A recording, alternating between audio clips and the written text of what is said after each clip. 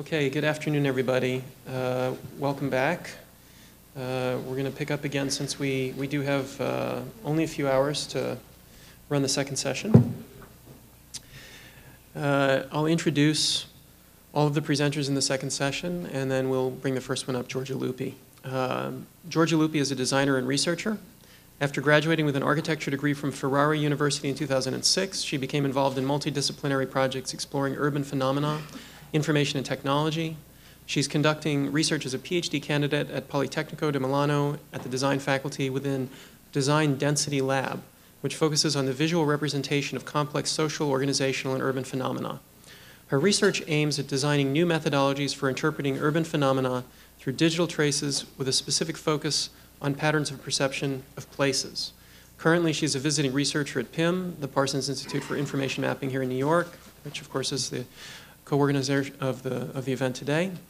And professionally, Giorgia is a partner and co-founder of Accurat, an information design company based in Milan.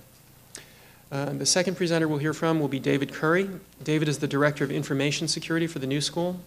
He's a certified information systems security professional with over 25 years of cross-industry experience in diverse security, privacy, and systems roles, including security and privacy governance, risk management and analysis, legal and regulatory compliance, security incident response, professional services, software design, and systems programming and admin.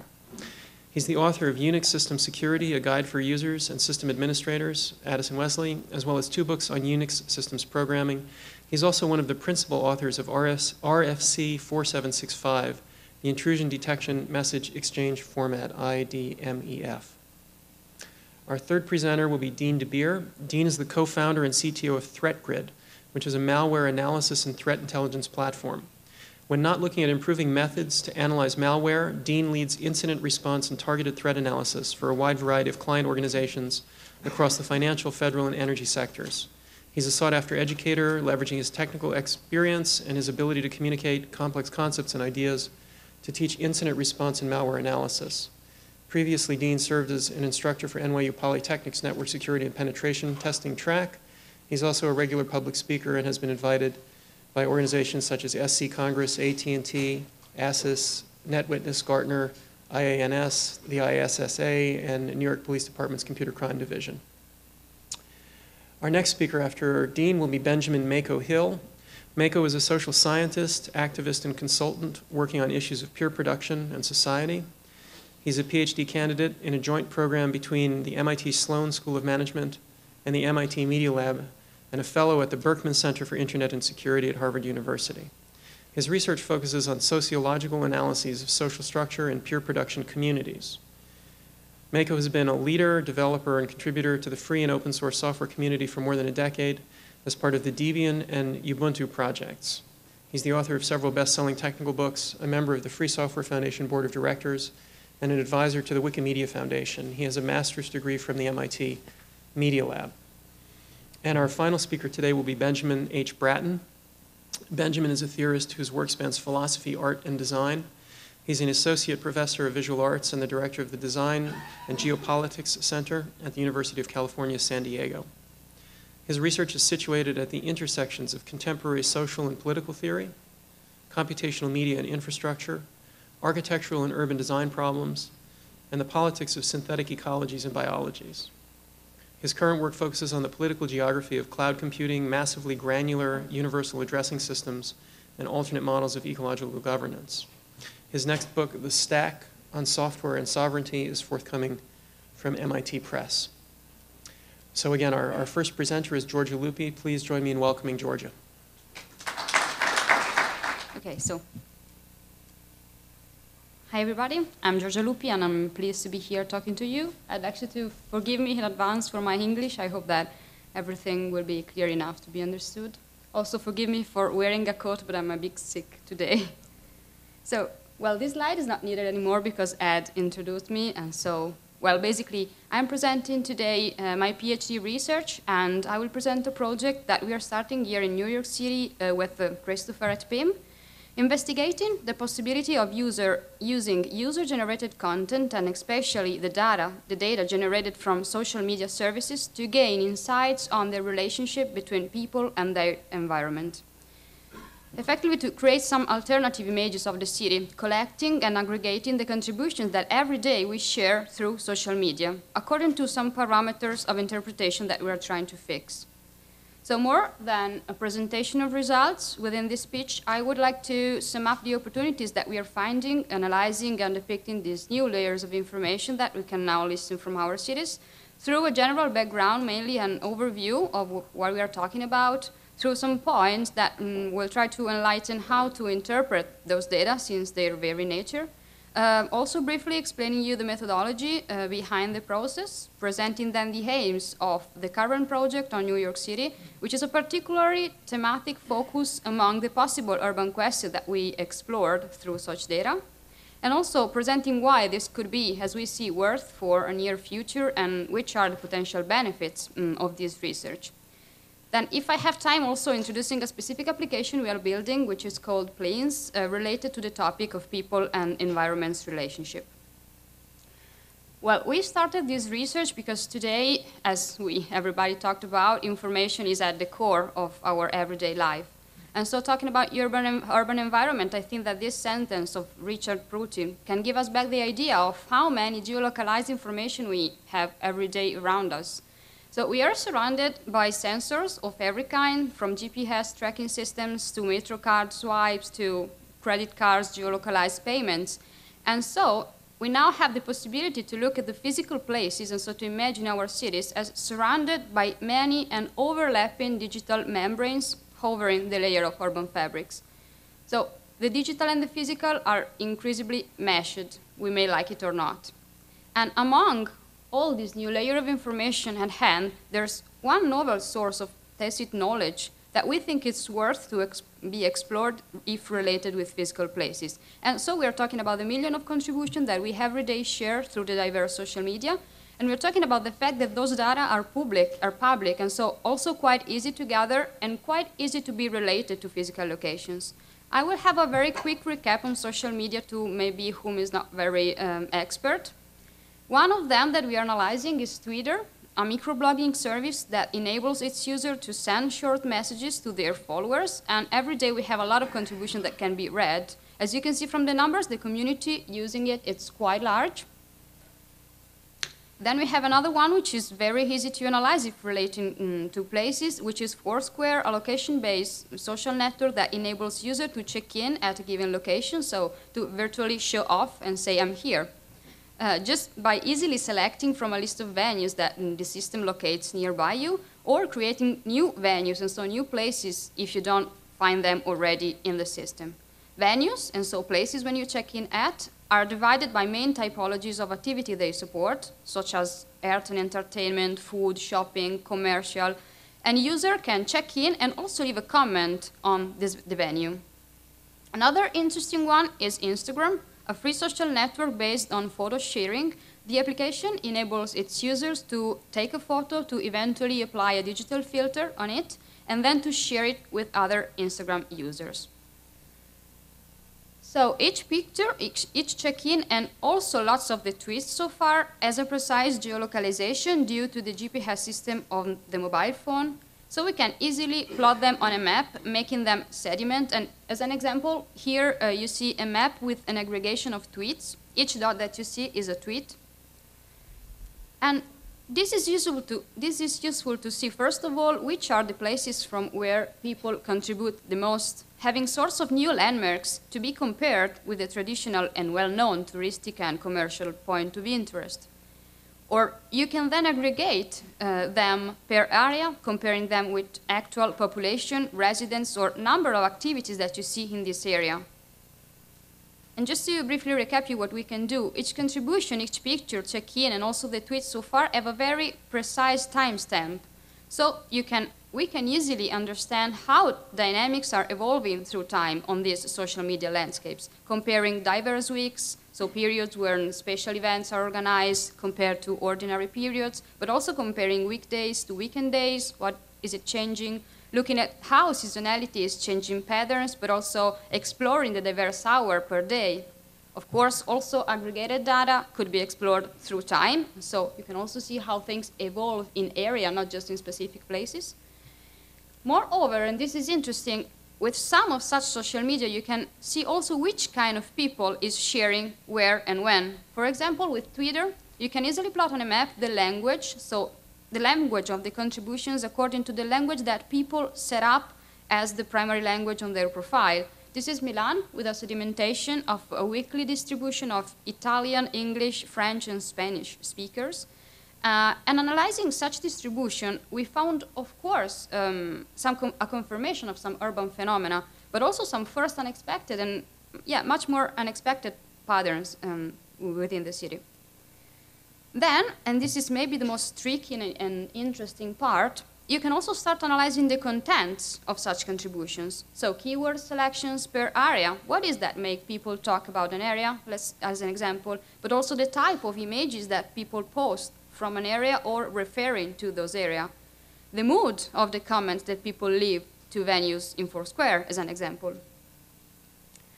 So, why does social media seems an interesting source of information to gain insights on people and perception of places? Well, first of all, because actually people are sharing opinion and feelings while they're experiencing places, so while moving. And this is due to the current increases in smartphones diffusion. As you can see from numbers, the 44% of US population owns a smartphone so far. And talking about the total number of people using social media, over the 50% of social media are accessed through mobile services. So more and more we are sharing while moving, we are experiencing the city with city public places, public services, and activity. Actually talking about that on social media.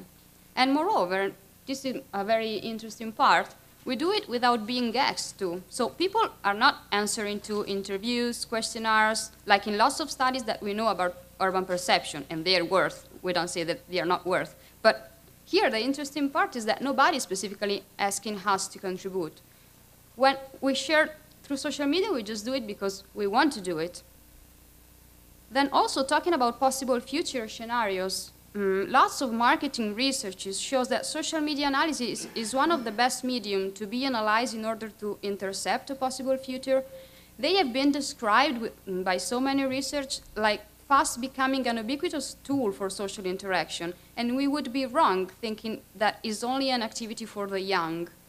There are several biases on that, and of course there's obvious demographic biases, but we have to be a bit forward-thinking within this work, because it's also easy to forget that, as an example, just 6 years ago, Facebook was just used by undergrads. So it's not that we want to predict that Twitter, Foursquare, and Instagram will have this sort of growth, but we are sure about, and this is confirmed by several researchers, is that this kind of data are not going away. They're going to be more and more prevalent, even if maybe in different shapes. And also, some may argue, and this is one of the topics of the conference, that a growing concern is coming from people who's more and more aware of the kind of data they make public.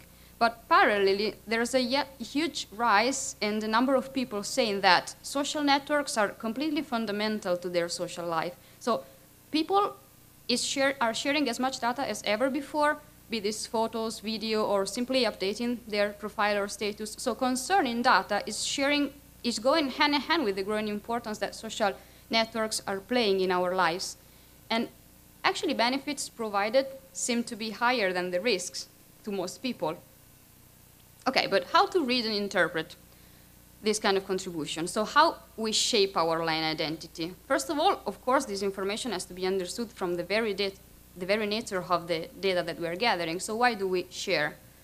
There is not a very consistent academic bibliography to that, so I'm working basically with Italian social media experts and sociologists to understand a bit more about this kind of phenomena.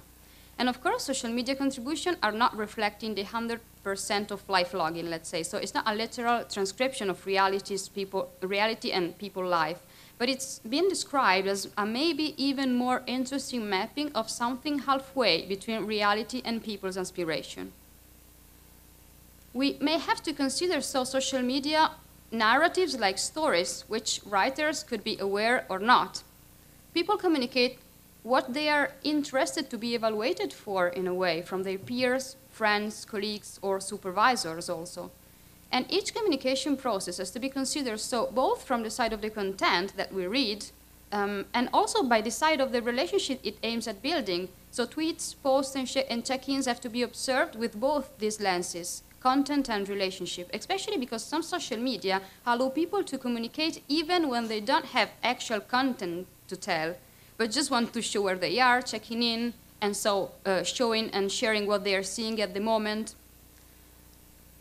Then actually talking about the city and so relationship between people and places, we may then argue that aggregated user-generated content, aggregating user-generated content, we can intercept some kind of interesting projections on people dreamed days on the city. So people favorite place to go, path to walk and drive, best situations ever. It's like getting a kind of assembly of very intense moments of lots of people life with no downtimes. But coming back to how to relate those narratives, which our actual behavior in, let's say, physical words or physical situation, isn't that way also in our everyday life in a way? So Erving Goffman is probably one of the most important sociologists in relation to the topic of the self. And his book, Presentation of Self, is comparing people's everyday behaviors in public to a stage acting. And so where the performer plays a role for an audience in a front stage area, then retreats to a backstage where he will change back to a non-performer role.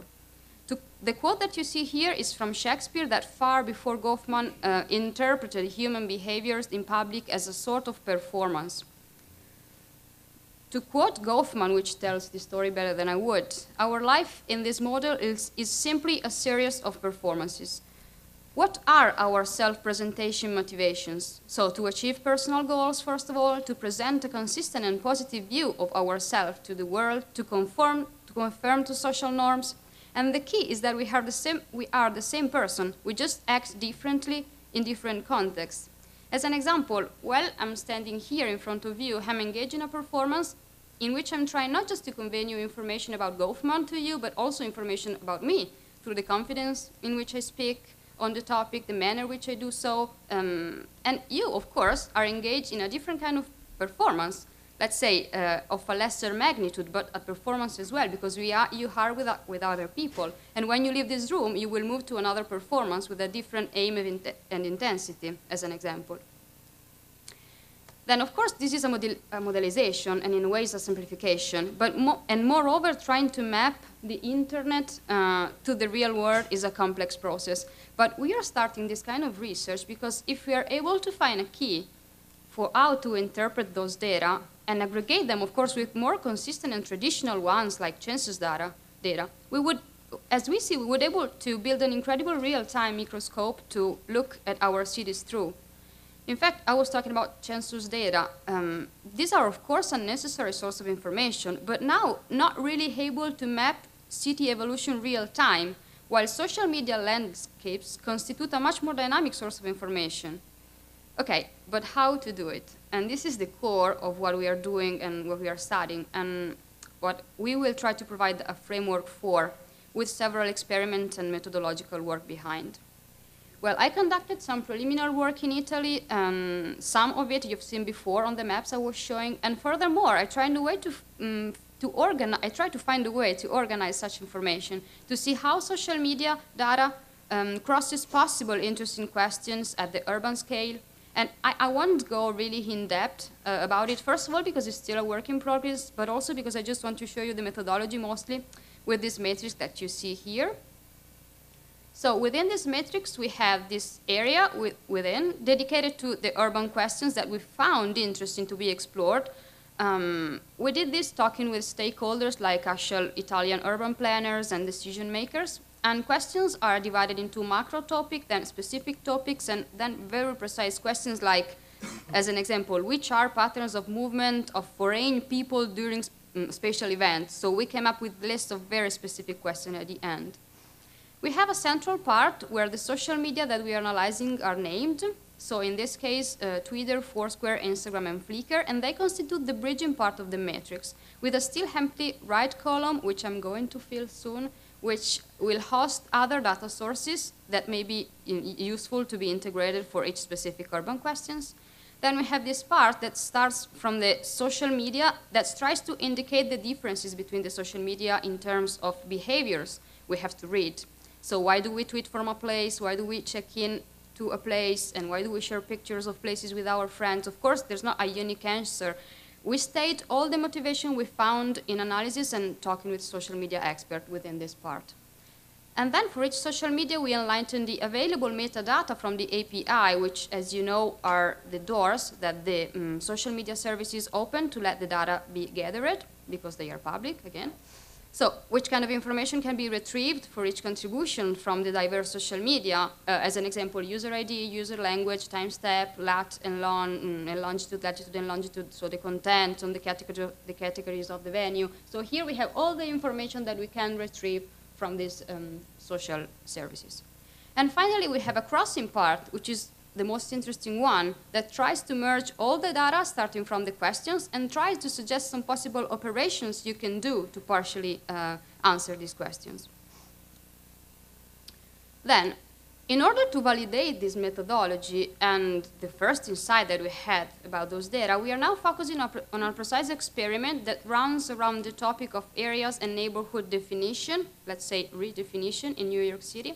And the general idea is to find many evolving and overlapping NYC neighborhood and areas novel boundaries according to patterns of activities on social media. So a sort of redefinition of New York City areas based on the interpretation and aggregation that of social media their people produce. Considered differently, of course, if we can argue that they are residents, tourists, or temporary users. With the final aims of seeing if it's possible to add some meaningful layers to the currently used zip code for areas, or also to the more dynamic real estate system of evaluation and so indicators for different areas. And of course, this has to be done comparing and overlapping with other data sources, like, let's say, morphological aspects. And so what's below those data? What are the morphological differences that we can find? Social demographics, income, but also something more weird, like, say, like sanitary inspection, transportation granularity, rental costs, to see, and this is important, what is that influences the definition of the perceived boundaries of area. So how much is morphology, how much is public services availability and density, how much is the transportation granularity, and how this is evolving through time. So a first experiment that we conducted in Milan showed that actually there's lots of differences on content, aggregation patterns, typology of places, and profilation within the different areas of the city. And a very qualitative experiment we conducted here in New York City last month on Instagram pictures, and so Instagram photos, showed that we can find several differences on how people, in this particular case, tag photographs with the name of different neighborhoods. So tagging is recognizing and sort of adding a word to pictures, and in this case we analyzed the pictures that have been tagged with the name of the actual neighborhoods of New York City. And the interesting thing is that differences among areas are not only about the typology of places that people take picture of, which seems quite easy to be understand because places are actually different, but also among the view that they chose. So if aerial or close or from above or from the street mainly, also the sheen they want to depict. And so if they mainly include people or not, if they are also self-portraying in the area, and there's a lot of differences about this. Also, if the pictures are mainly taken during nighttime or daytime or sunset times. And another very interesting difference is about the area is how people use filters. So the filters that modify the pictures. And we didn't actually know what this is meaning, but something is meaning in a way. So in different areas, there's places where people really uses a lot of contrasted filters. So are other places that everybody wants to blur and make soften in a way, places that are depicted with basically no filters. So then we may argue again that maybe the social media can tell us something on the different areas' perceptions and use. And why this specific focus as a first experiment? Well, to us, many different kind of stakeholders, being them private or public, so policymakers, urban planners, could benefit from such an analysis of area redefinition for different reasons. So to, in a way, be able to rapidly intercept this kind of intangible transformations among patterns of use and perception of city areas, to identify if there's eventual connection between places of an area, even if areas are not geographically contiguous. And if they are connection, why? For identifying trends also in area-related phenomena in the exact moment where they are originated, with the possibility to add, as I was saying, some more dynamic parameters to those used by the real estate market to define areas. And moving towards practice to see if it's possible, and we don't know, but to see if it's possible to predict how areas will evolve according to the found parameters. And also to see, and this is much more towards practice, where public services, policies, infrastructures, design intervention of activities could be better located, with which gravitational orbit, let's say. Well, moreover, this first focus will help us understanding which are the actual limits, because there will be limits of this data sourcing. And then, accordingly to these limits, to enlighten some possible further urban topics that seems rooms for experimenting through those information. Well, ultimately, the idea could be to design and develop tools that, as we were also talking before in the last panel, will easily and in a way more intuitively than now enable urban planners and urban decision makers to work with this source of information if we confirm that they are worth, and so make their actual questions and find their own answers. And the whole thing about that is providing people with a better and more dynamic and customizable understanding of places they live and in places they are designing and taking decisions for. And this should not worry us at all, because this information is public and sooner or later also more easy to be handled by everyone. So providing layers of interpretation and enlightening how to interpret and use them, as we see, could also be a possible attempt to drive the future in positive direction. I think I'm done. I see the panel. Okay.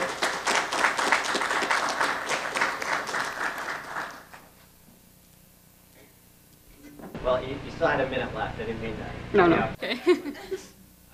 Well, I think this is really interesting. I think the thing that I'm picking up on is sort of this emotional projected self. I mean, like you said, we're all really actors in our own play, and you sort of wonder, you know, how the value of social media might change when we become self-aware that somebody else is looking at that, right? Like, am I going to change my behavior, or my sharing behavior, if my bank is actively, you know, looking through whatever I am posting on Twitter to make some decisions about me? And how does that affect it? It's the crowd becoming self-aware, right?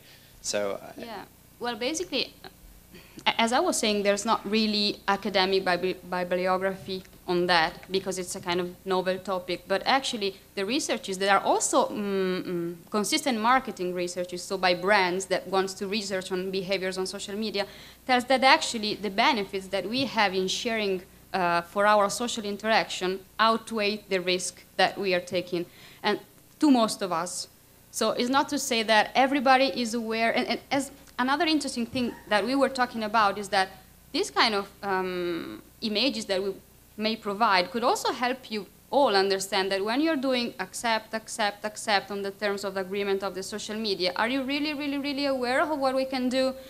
And yeah, the fact is that researchers are showing that in a way we would not really modify our behavior in social media. This is what I can say so far. I think we had time for maybe just one quick question, if anyone has one. All right. Thank you, Giorgia. Okay, thank you. Hi, everybody. My name is Dave Curry. I'm the Director of Information Security for the New School. And so I'm not a researcher like most of the rest of you guys, but Ed sent me a note and asked if I wanted to maybe give you guys a few minutes. And you know, being an information security guy, anytime anybody will pay attention to me, I will take an opportunity to do that. So I wanted to give you a little bit, what? Oh, that's neat. I'm sorry, I'm not a Mac person. It's doing bizarre things here that are really nifty. Anyway, I thought I'd talk about kind of what Ed had asked for, which was some of the academic and institutional security concerns, and sort of what best practices are, and some of the ways that sort of new technologies and new services like social media and things like that are disrupting some of that. And so hopefully everybody who's ever done anything with security has kind of seen this concept of a network perimeter. The idea is, you keep all your data inside your corporate network or your university network or whatever, and you've got a firewall and intrusion detection and all these wonderful things, data loss prevention and all these wonderful things that the security industry will sell you and tell you are the greatest things since, I don't know, the invention of pop-top beer cans and things like that. You can extend your perimeter out to a business partner by putting some contracts in place and saying that, well, these are our security rules, and okay, business partner, if we're going to give you our data, then we want you to secure our data using these firewalls and these, you know, antivirus and all this kind of stuff. And you can kind of do the same thing with software as a service, which we all used to call application service providers, but then they came up with the cloud, and now it's software as a service. Except you have more control usually over a business partner. Software as a service, you kind of take it or leave it. So you have to evaluate the service and say, are they going to give me my security needs? Because I can't make them change it, because they typically don't have the ability to do that, because a lot of the times they're, you know, shared infrastructure, shared databases, data is commingled with other customers, things like that. So you can't impose your security rules on that provider. So you have to pick your providers. But you can have a mobile workforce. You know, I can give everybody a laptop, and I can put a VPN on it, and I can put encryption on the hard drive and all those kind of wonderful things. And that's how it's supposed to work. And so now we all know this is the way it really works, right? You know, there's a bunch of services out there like Gmail and Facebook and all that kind of stuff, and employees are shoving data out there as quickly as they can. We did it here at the new school. We still do it at the new school. Is there any employee of Novell in the room? Okay, we used to have an email system here called GroupWise, which should tell you why probably most of the faculty used Gmail before we moved to Google Apps for Education. So there's all kinds of, you know, university information of varying degrees of security requirements. Probably a lot of it is not terribly restricted information, but it's out in faculty members or staff members' personal Gmail accounts.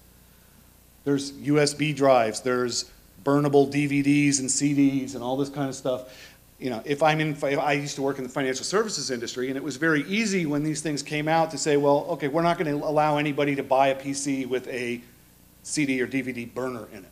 Well, that solves that problem. Okay, we're going to roll out some software that will prevent you from copying data onto a USB stick. In one financial services company that I know of, they actually crazy glued pieces of metal over the USB ports so that you could not put USB. But, you know, it's a solvable problem. Personal devices, big problem. How many people have one of these things? Pretty much everybody in the room, right? How many people have a data plan from their phone company to go with these things? How many people own their device yet have company or university or whatever email on it? Well, you're a problem. At least to me, you're a problem. The problem is this big red line over here. You can go past my firewalls and my data loss prevention and all that kind of stuff, and I can't stop you from doing it, realistically, right? So I can give you rules. I can tell you the security policy is thus and thus and thus, and you might follow it and you might not. Why not? You know, here's all these reasons why you might not do these things. One of the big ones is that people seek out ways to make their job easier. And if they know of a way to do their job easier, they will make use of it. And if you dump down a couple, they don't necessarily understand the risks, right? They don't necessarily understand why they shouldn't do something like that. We have people who will say, well, I'm going to send this out to my Dropbox account so that I can work on it from home. Sounds great. And as a security guy, I'm kind of torn in the particular case of Dropbox, because on the one hand, I want to say, well, Ed, I really appreciate the fact that you're using an encrypted file storage site to put that data on, as opposed to putting it on, say, ForShared. And at the same time, I want to put on my security hat and say, Ed, you idiot. You know, that's a consumer service. There's no contractual relationship between us and the new school. If you get hit by a bus tomorrow and you can't tell us the password to your Dropbox account, we can't get that data back. And if that was the only copy of that data, then we've lost that data forever. Or if it's, for example, in the case of a university, if it's student information, which is regulatory protected by FERPA, if the Dropbox people go in and access your stuff, or if Google goes in and accesses your Gmail account, not for any nefarious purpose, but just for system administration purposes. You know, Gmail broke and they have to go fix it, and in the course of doing that, they see the grades list for, you know, your course in whatever. If it's in your personal account, then we just have made an unauthorized disclosure of student information.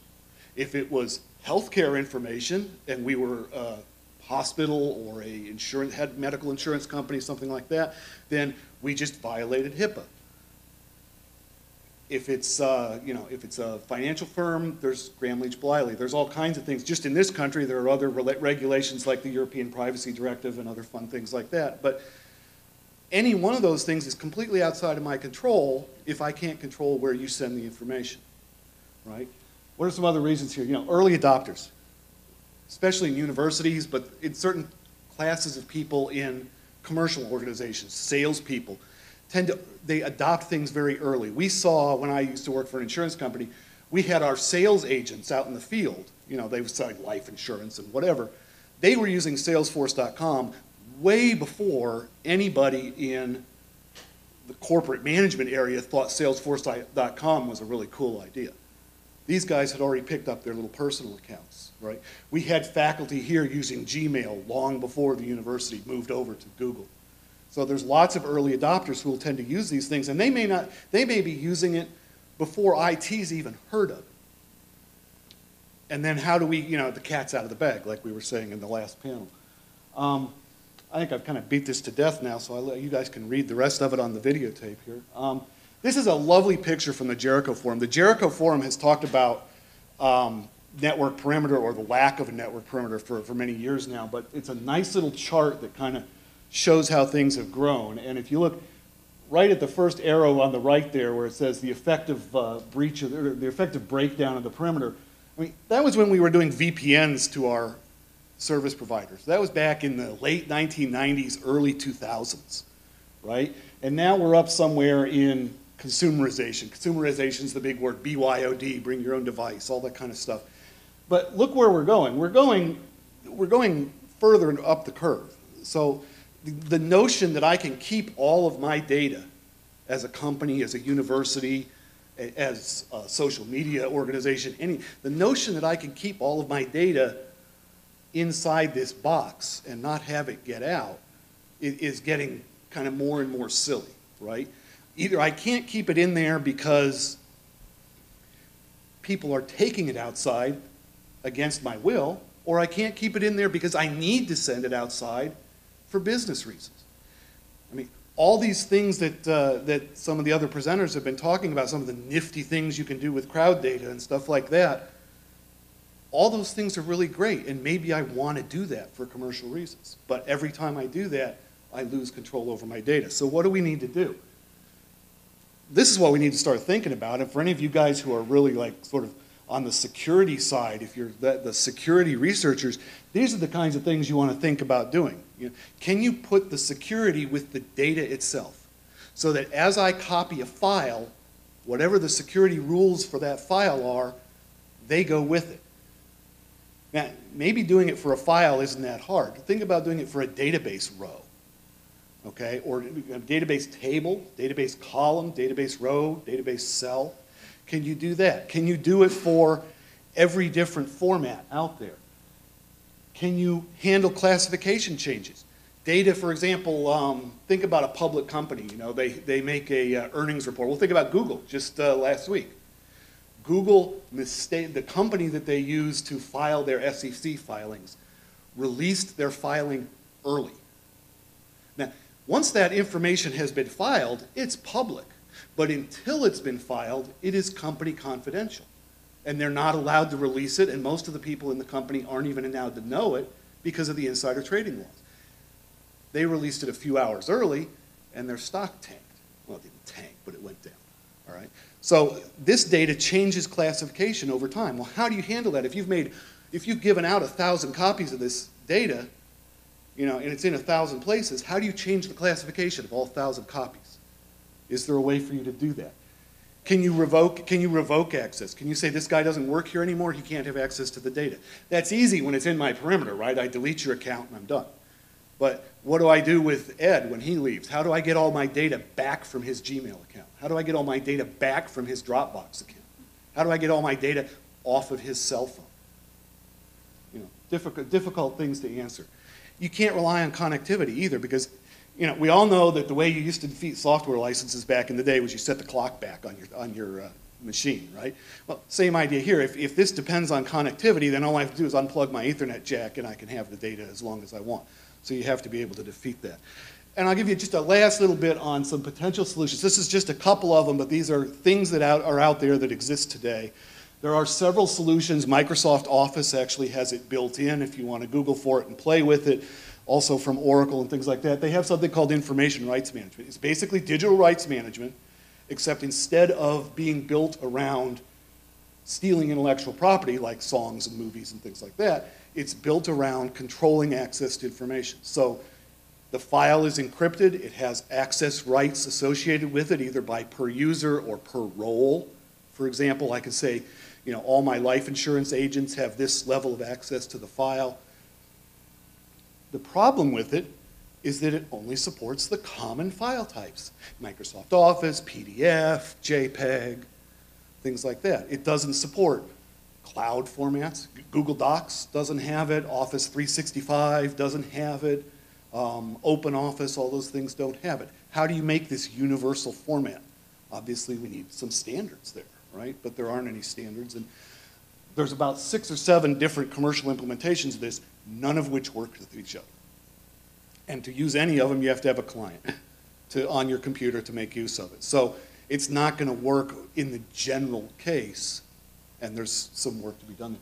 The other one I'll throw out is fully homomorphic encryption, which is an idea that's been around with crypto geeks for a long, long time. It's only recently been made to sort of be actually practical to work with. A guy up at IBM Research, he was out at, I think, Stanford. I have 1 minute left, so I'll talk really, really fast. Go read the URL. It's kind of neat.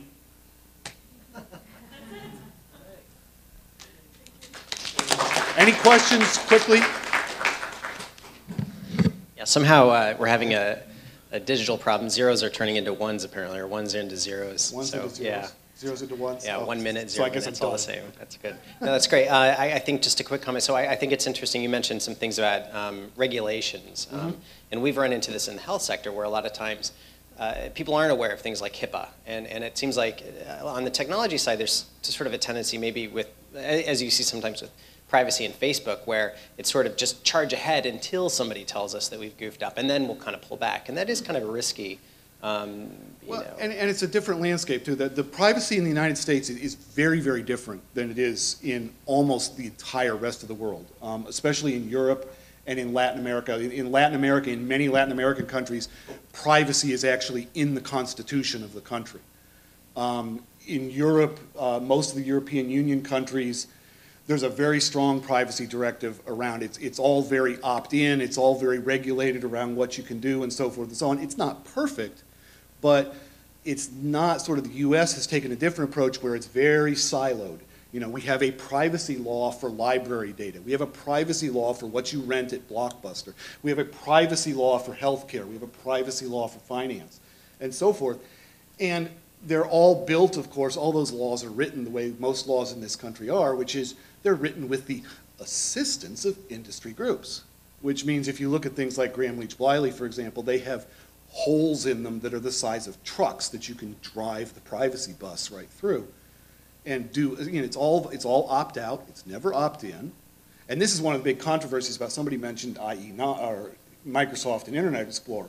The big controversy about do not track is that do not track is supposed to be something that the consumer says, I don't want to be tracked. It's not supposed to be, say, the people who built it. It's not supposed to be something where the company, Microsoft, is deciding for you that you don't want to be tracked. And that's where the controversy comes in. And it's a cultural thing. I think if Microsoft were to try to roll that out in Europe first instead of the United States, or if Microsoft were a European country, a lot of the people would go, well, yeah, that's exactly the way it should be. But in this country, it's quite different. All right, thanks. Okay, we do have what? Yeah, can we hold questions until the end? Sorry, we're running a little tight. So Dean DeBeer, you're up next. Hey, folks. So Ed did a great introduction, so I'm not going to spend too much time on my introduction and my background. The previous 2 presentations actually tie into a lot of what we do every day. We sort of touch on both those areas. Mobile actually is something really interesting to us right now. A lot of what we do is focus on like malicious activity on a global scale. What do bad guys do every day globally, which leads to some interesting problems. And that's a little about what this presentation is about, is really how do you analyze all bad things every day and do it consistently. So, like I said up there, our goal is really analyze all malware every day. I'm assuming that everyone here has some level of technology experience. Malware referring to pretty much anything malicious that occurs on your computer without your knowledge or without you giving it the okay. Although some malware will ask you. So in essence, why do we do this, right? We do this, because it's all about defense for us. We try to produce data that allows organizations to be actionable, to make a difference, in their daily activity, right? Especially if you look at what David was talking about the perimeter now being, somewhat porous or, completely porous at this point. How do you look at data exfiltration? How do you look at inbound connections? What do those connections mean? Are you part of a targeted attack? Are you now simply being, targeted by guys that are off to steal, your banking information or your employees' banking information? How do you actually then assign criticality to those events?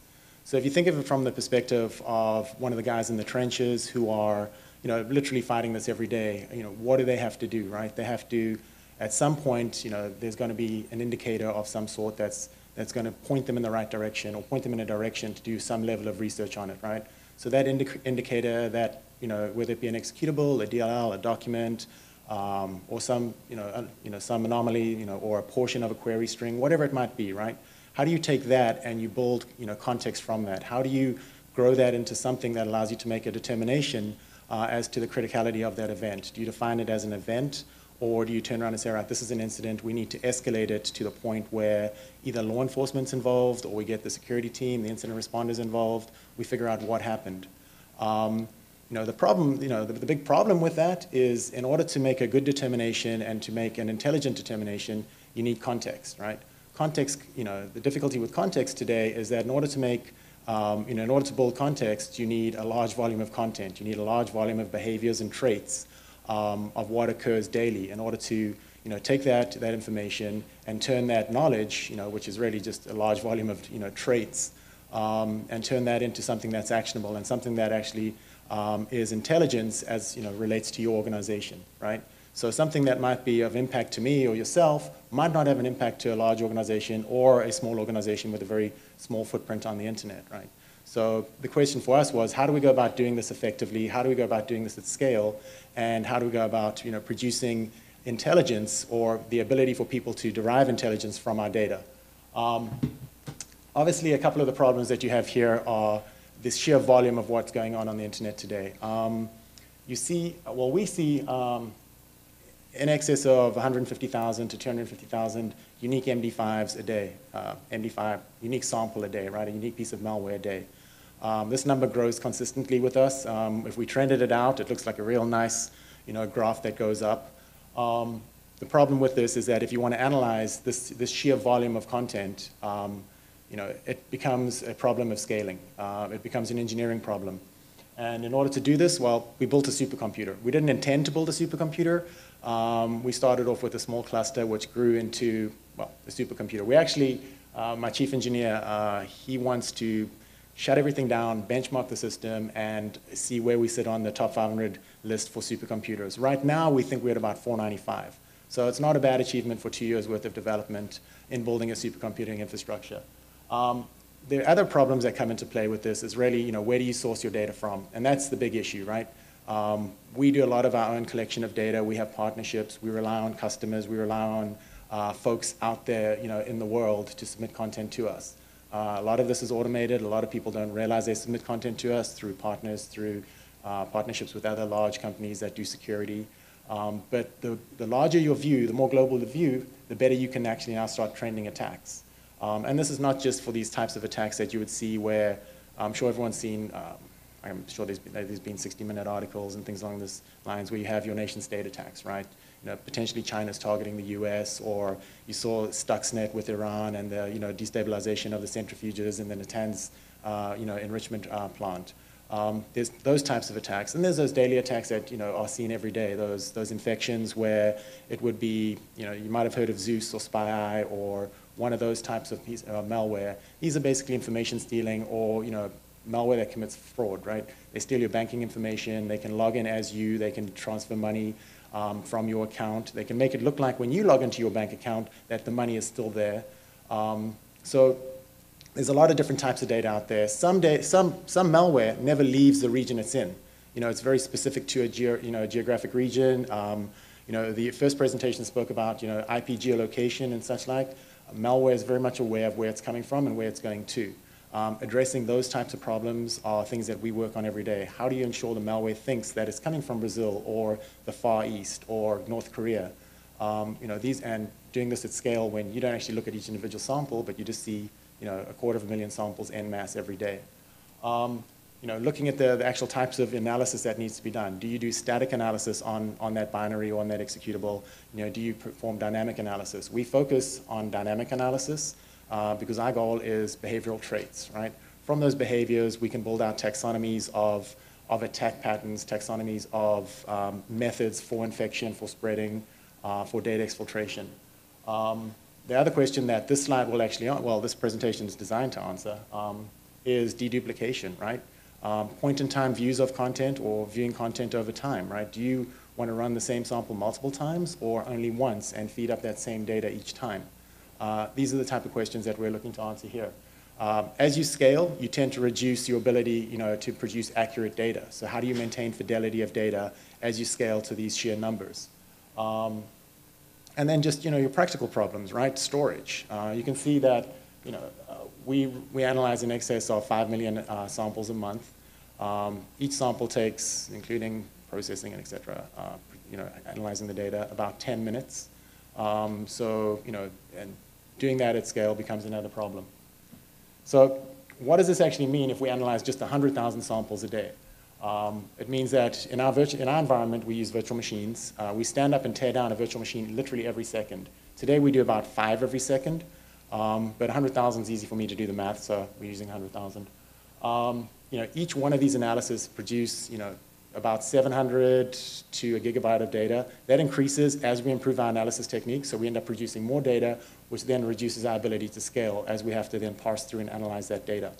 You can see that a petabyte of data every 24 hours becomes a bit of a storage issue. So we don't store it all. We store, small amounts of it. We do some very creative things with compression and right down to aligning blocks on disk, but I don't want to go down a technical path like that.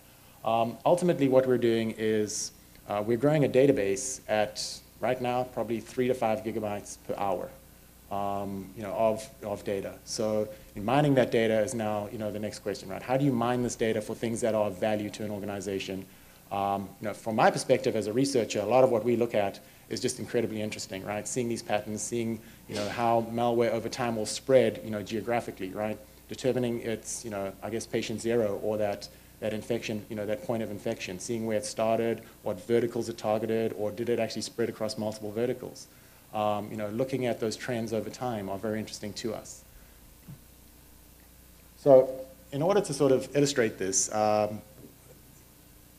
question became, right, what happens if you had a view of what a sample did over its entire lifespan, from the day that the author wrote it and he distributed it or he had someone else distribute it for him?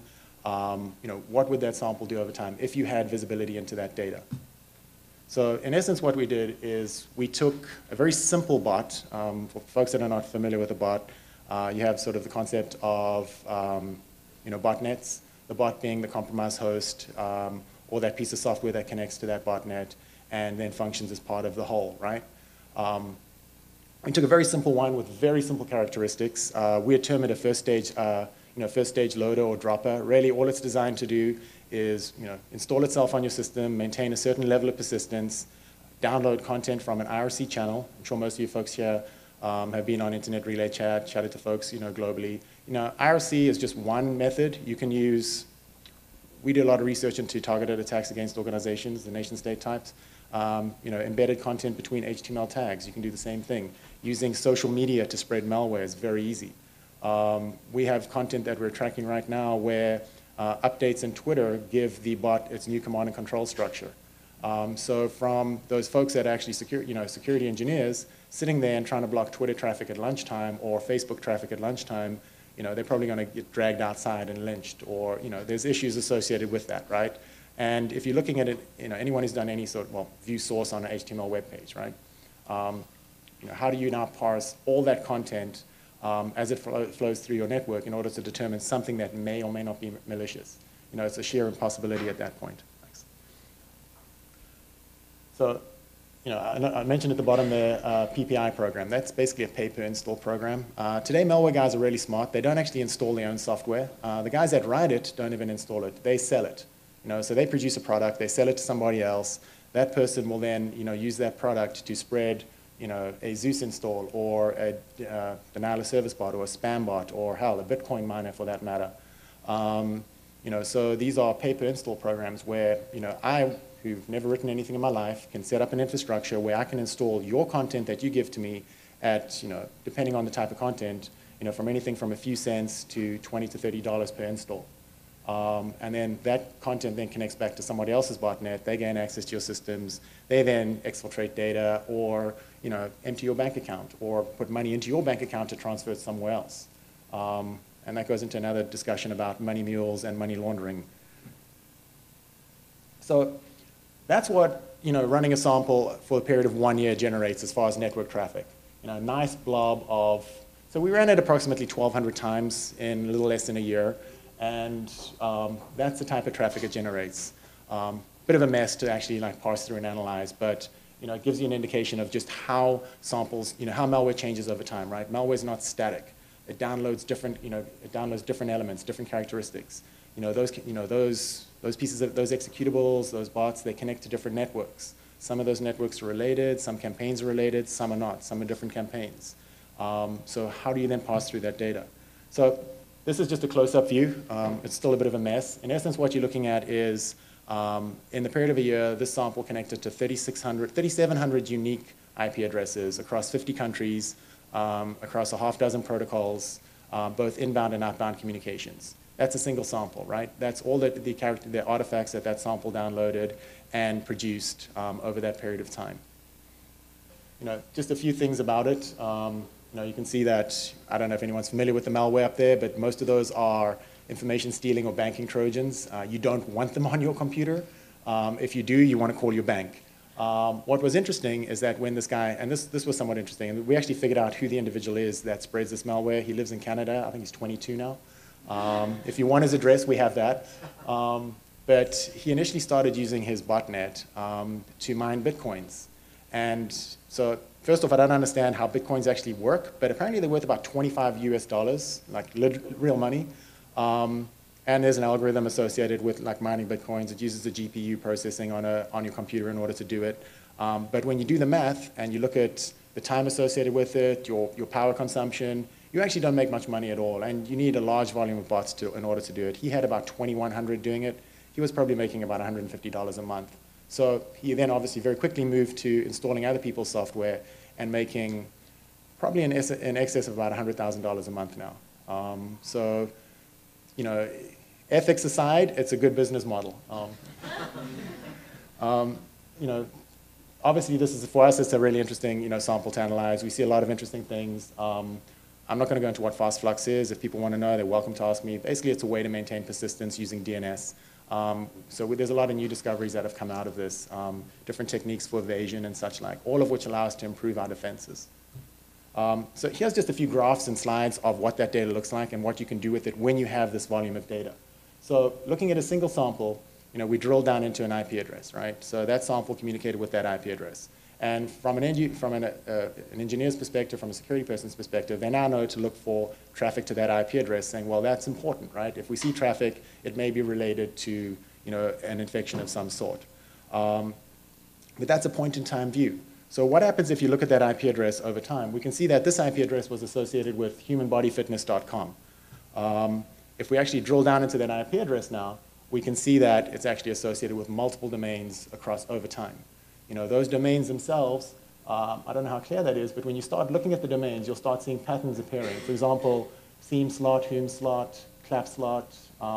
So what malware authors do is they take dictionaries and they take word lists and they simply randomly combine word lists together and then they register those domains dynamically. And they might stand up one or all of them, but it's a way to maintain persistence, use multiple domains, multiple IP addresses to spread. So looking for those types of patterns, gives you an indication of the type of campaign being run. What other intelligence can you determine from that? So, here's another example of looking at an IP address and actually looking at, the history associated with it. So we can see that IP address, okay, I know what these are, so those are all IRC networks, right? Those are all actual legitimate IRC networks where people can stand up their own channels. So using a legitimate infrastructure to create a channel for malicious purposes is really easy. They might take down the channel, but you can't really stop communications to that infrastructure because you're then killing some guy's legitimate IRC server. So they simply change it out, stand up new channels, remove them as it goes along. What's interesting is that when you look at this over a large sample set, an example would be in the past month we've done about 5.5 million analyses. You'll start seeing that you see different types of malware communicating with those same infrastructures. We then ask the questions, based on the behavioral traits of that malware, are they the same family? Are they run by the same, individuals? Can we do campaign attribution? Determining, who the actors are behind these campaigns allow us to then assign that criticality that we're looking for, right? Is it just, and I don't want to say just, but is it just, commodity malware where they're going after, they basically, crimeware trying to make money? Or is it something a little more nefarious? Is it, a targeted attack? Are we seeing campaigns that targeted Google and stole Google source code, the same attacks that targeted the energy industry? What are the relationships? If we know what those relationships are and the actors behind those attacks are, we can then look at their approaches to doing data exfiltration. How do they actually maintain persistence in a network? How do they spread across those networks? How do they exfiltrate data? They tend to use the same types of techniques every day. So by doing that attribution, you can then, one, you understand what to look for. Two, you can assign a criticality to it. Knowing that you were targeted by a nation state, you probably want to raise it, probably want to call law enforcement at that point and get someone involved to help you out. So that's just a quick example of the types of behavioral traits. A little blurry, but in essence what we do, not only at like a network level, but at a host level, we look at characteristics. So basically finished up. Just a few takeaways from this. Collaboration is essential in order to do this correctly. You need global data, you need context. Content and rich content is essential. And then, correlation is essential to understanding the threats that we face every day. Thank you. All right, so I think we'll go ahead and hold questions till the panel, if that's all right with Dean. Yeah, absolutely. And we'll go ahead and open it up for Benjamin Mako Hill. You're next.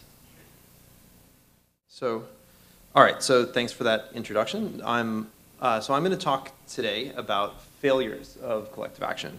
And I want to sort of prefix this by saying we know a lot about sort of collective action more broadly, and we even know a lot about its relationship to sort of new communication technologies. But what I want to suggest is that the vast majority of research on collective action has focused on successful examples of collective action, that is to say, sort of communities that actually happened. However, because we've sort of compared successful examples of, because we have not compared successful examples of collective action on the one hand to sort of all the sort of projects that never really got off the ground, we still know very little about what it is that these successful communities do that sort of cause them to be successful. Now, I'm going to sort of focus on on the ways in which I've used big data in some of my research to look at, and I'm going to show you 3 case studies which are doing that, to talk about why some attempts at collective action sort of build large communities by looking at peer production communities. So as a way of sort of defining this, I wanted to first sort of define what I mean by peer production. Now, I use the term peer production. It's a term by Yochai Benkler, and what I'm trying to, and the idea is an argument that new communication technologies have driven the costs associated with collaboration down very so low, so as to make possible the sort of aggregation of mass aggregation of many small contributions from large numbers of sort of only lightly motivated individuals. And the sort of archetypes in this model are projects like Linux and Wikipedia. That's sort of the idea of peer production. Now, I want to say a little bit, set the stage here by telling you how I became interested in this. So I've actually been participating in a bunch of these communities, as was sort of hinted at in my bio, which was said earlier, for a long time. Mostly in the case of, since I was 12 years old, I've been mostly in the business of sort of writing operating systems. And one of the projects we started is called Ubuntu. It's another one that I've been working on since I was a kid is called Debian. And then of course and then I've also been very involved in English Wikipedia since a very sort of early stage. And what I want to suggest about that I want to point out about these projects is that they're all not only successful examples in the sense that they build communities of millions of users, but more to the point that I want to make today, they've been successful in the sense that they've built communities of thousands or even hundreds of thousands of contributors, right? That's the sort of promise of peer production. Now, I've also been involved in a bunch of other projects, and these ones are projects that you are much less likely to have heard of, I suspect, because all of these projects, unlike the previous ones, never really got off the ground. Although, these projects did build large communities of users, hundreds or thousands. I mean, that's a lot of people. I'm not just trying to make myself feel better here. But more relevant to my point right here is that they attracted essentially no community. Many of them had like zero or effectively zero contributions. And now what I want to suggest is that this is more the norm. So one question I like to ask when I talk about this is what do people think the sort of median number of contributors are to, like the average number of contributors to an open source project? Like, sort of ideas? 5. There's one. 1. The median number of contributors is 1. You're correct. And you see this sort of power law distribution, which shows up over and over and over in these sorts of communities, right? The average open source project is 1 person working alone. And now, what I want to suggest here is that what I want to suggest here is that this is a graph that I made from a data set I downloaded from SourceForge. But what I want to suggest is that this leads to a really crucial question, which is why.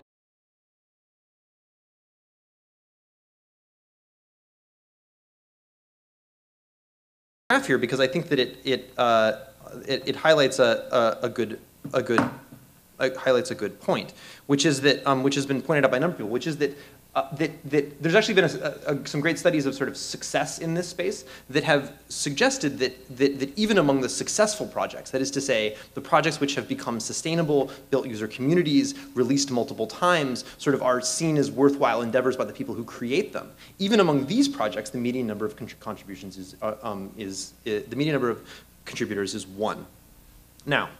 So that's what I mean by failures of collective action. Not failures in any normative sense. They might be great things that are contributing to the world. But they're failures of collective action in the sense that they've never really built that community. They've never really attracted that crowd.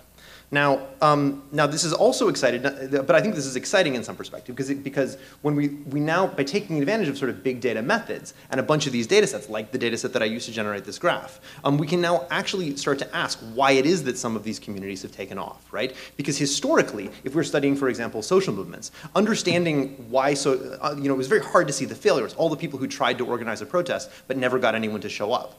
Right? Those people just never show up in the data set. So we're comparing very successful organizations to slightly successful organizations. And what I want to argue is that sort of all these big data sets, which we've heard about today, one of the things they're doing is they're allowing us to capture failures. And that is to say failures both that allow us to compare organizations, but also failures sort of within existing organizations. Even among Wikipedia, well, there's lots of ways in which it fails to motivate individuals. We can see the people who are not being motivated in a way that we previously haven't been able to.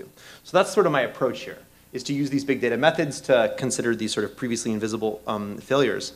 And what I'm going to suggest, I'm going to sort of show you 3 postcards from my research, 3 sort of little sort of micro takes on studies that I've done.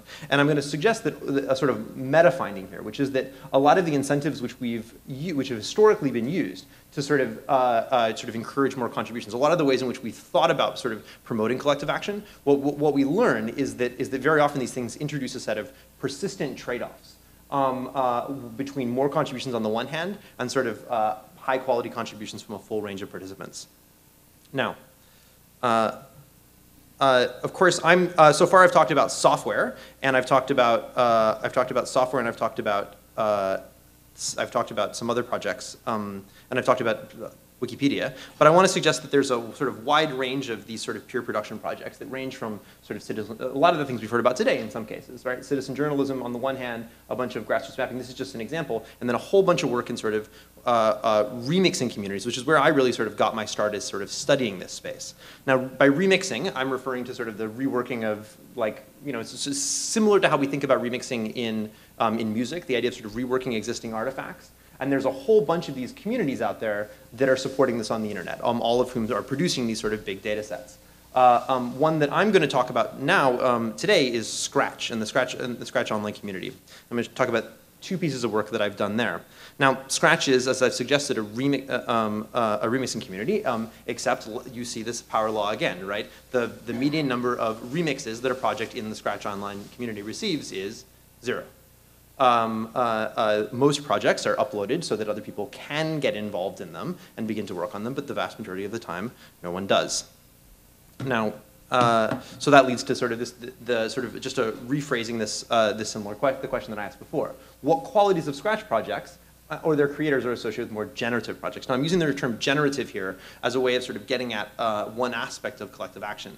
Generative is a term that I'm borrowing from Jonathan Zittrain, which describes essentially the idea that there are certain qualities of artifacts that make them sort of more fecund, if you will, right? Like that you can think of a piece of music being generative if it's likely to sort of produce many derivatives. And there's been a bunch of sort of theories of generativity. There's been, Lawrence Lessig wrote a book called Remix, which talks a bit about this. There's been some work in sort of media studies, which has talked about this as well. But for the most part, there haven't been sort of empirical tests of what leads to increased generativity. So, on the other hand, not everybody's a fan of remixing. A lot of these projects have been criticized as very sort of derivative, as sort of unoriginal and sort of low quality. Because we don't just care about having more generative works in the sense that having lots and lots of people remixing something may be less valuable if they're remixing it only very lightly, right? If they're just essentially making perfect copies. And there's some people who've dismissed a lot of the stuff that happens both in remixing community and actually in peer production more broadly as essentially just sort of dressing up piracy or something very close to it, a little veneer on that. So I'm going to show you some work which suggests that that actually there's a tension between these two concepts. That promoting generativity on the one hand is on the other hand sort of in tension or in conflict with the idea of originality in remixes. So the setting which I want to show you, this is Scratch, and Scratch is 2 things. It's both a computer programming environment, that is to say like a sort of a space in which users can, where they can sort of create their own interactive games or programs. If you're familiar with sort of similar to Adobe Flash. So it's kind of in terms of what's out. So if you think of a Flash animation or a Flash game, that's basically the kinds of things that Scratch is designed to create. But it's also an online community. And the online community was created in 2007 and has, in the past 5 or so years, built a community of 1.2 million users. The median age of a new user is 12, so this is mostly kids. It's actually pretty tightly around there. It's mostly, not many users are younger than 10, most are younger than 18. And they've shared more than 2.8 million projects in the context of this project. So it's a big community. But sort of critical for this analysis, it's sort of designed and built around collaboration through remixing. Every project that is shared on Scratch is remixable, both legally in the sense that there's a license, which is explained in kid-friendly terms before you sort of share it. It's the Creative Commons, same license as Wikipedia. And even the name Scratch is supposed to be a reference to like hip hop, which I understand scratching is not remixing, but apparently the person who created Scratch may or may not have. This is what the Scratch online community looks like. This is what the Scratch website desktop application looks like. So you can see, this is actually really cool. If you haven't tried it out before, you should check it out. It involves a whole bunch of these little, you take little pieces, which are code blocks, and then you sort of drag them together and they sort of snap and fit together here. So you can see one says move 10 steps forward, the next one says change a costume or something like that, or turn 15 degrees. You can't make a syntactically incorrect program. I mean, your program might not do what you want, but it will work. And you're controlling the, and what you're controlling is the little, you control characters or sort of objects in that little stage over on the, I don't know, your side, the right side of the screen. Now, Now, so that's the Scratch website. This is what, back here you can see there's a share button up at the top. And if you press that share button, you will see that you'll be able to upload it automatically to the website after seeing your kid-friendly license. Now, this is a program which has been uploaded to the Scratch online community. It's called Neo, and it's like a little spaceship game, kind of like a sort of side-scrolling sort of little hand-drawn characters. This was made by a teenager. And you can see there's some sort of metadata about the project down there, and up in the top corner, there's a button that says download this project, where you can then download it into your own application and make a modification. Here's a remix of that project. It's a more or less similar game with a similar operation, except you can see I'm one election cycle off. This is Star Wars Republican Gunship. This was made by a 9-year-old, and I like down here if you say, you'll understand this if you're the average American. It's like, really? I'm a Democrat, so I love this game. It's like, really? Okay. So this is an example of, and you can see down here it's tracked as sort of a remix of PandaJark's project.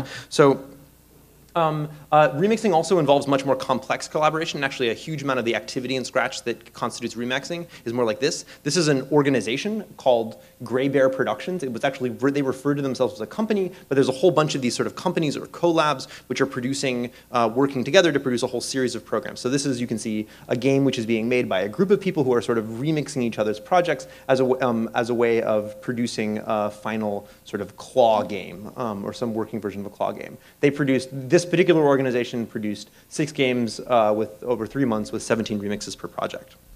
So the data that I'm going to use to sort of look at this question of sort of which projects are more generative is taken from this sort of large database on the community, and you can see this includes all the sort of metadata about there. I know every time that every person views any other project. I know all the sort of metadata. I can track remixes over time. But I can also actually look within projects. So I've written some software to sort of unpack each project and actually look at all of the code and all of the images that exist in each project, so we can begin to sort of compare projects to each other, for example.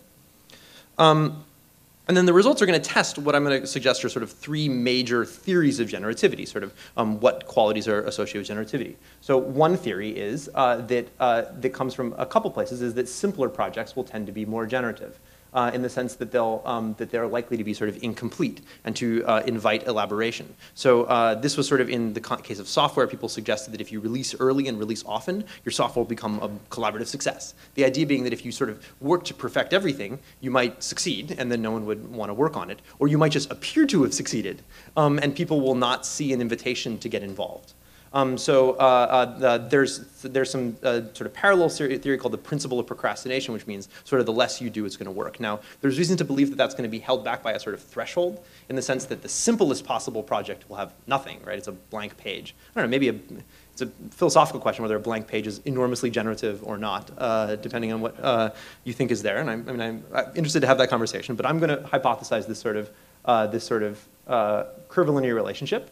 And I find support for this, although the support is much stronger for remixes than it is for de novo projects.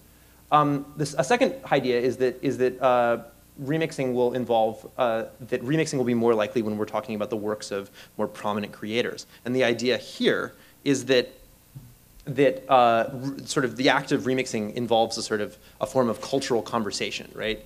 And that through creating space for that kind of cultural conversation, we're, by remixing each other, we're sort of a more famous person, there's sort of more people you can speak to. There are more people who understand that reference.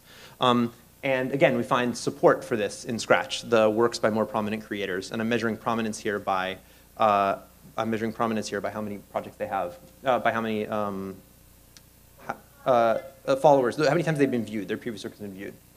And then the third hypothesis is that remixing involves elaboration and the iteration and iteration. And the idea here is that remixed remixes will be more generative than de novo projects. And again, I find support for that.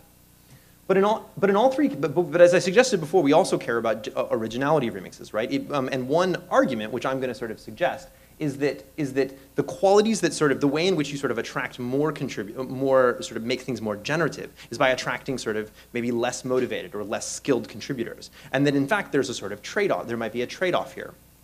And the short version is we find a bunch of evidence for this trade-off. We find less of a trade-off in terms of complexity, in the sense that from moderate complex, there's sort of a sort of monotonically increasing relationship between complexity and the originality of the resulting remix. But for these other projects,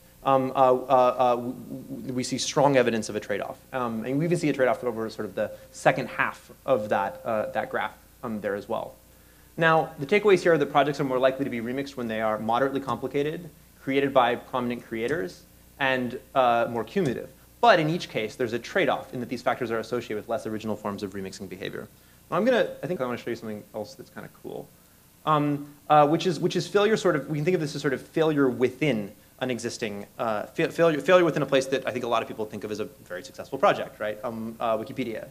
Now Wikipedia, now for all of its success, Wikipedia has, is very worried about the fact that they've sort of maxed out, the most people editing Wikipedia was in 2007, and it's been basically decreasing consistently ever since. Meanwhile, the number of people viewing Wikipedia has increased enormously.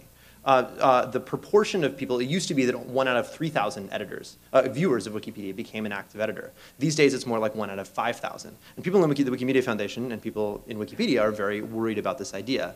And they're very interested in figuring out how they can, for example, increase more contributions or even increase more contributions from people who are existing, contributing already.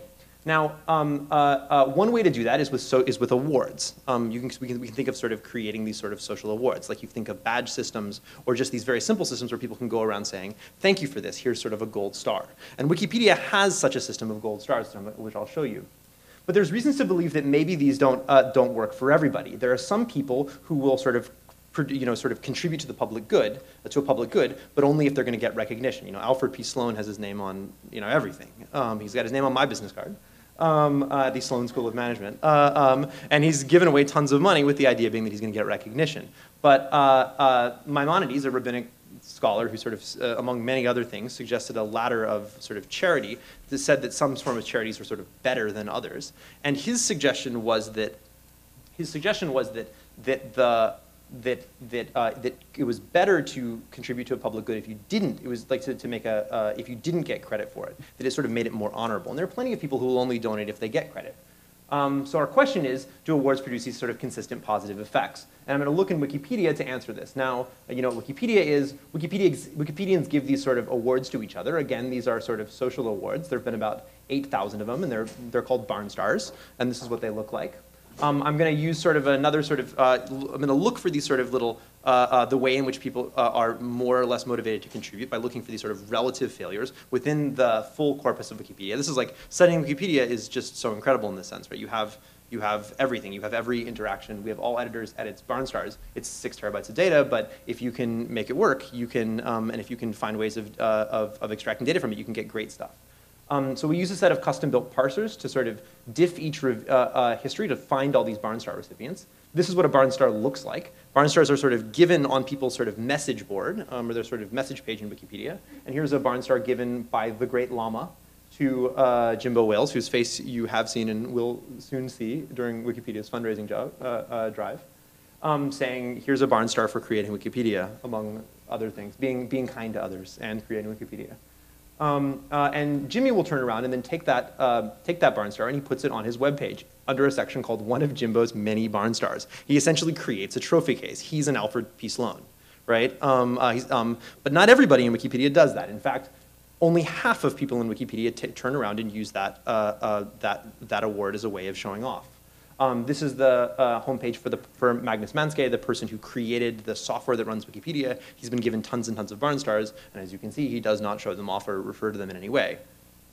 So the question is, do we see a different effect? Is there a relative failure in collective action between, on the one hand, signaler Jimmy Wales, or barn star mover? We can think of him as moving from the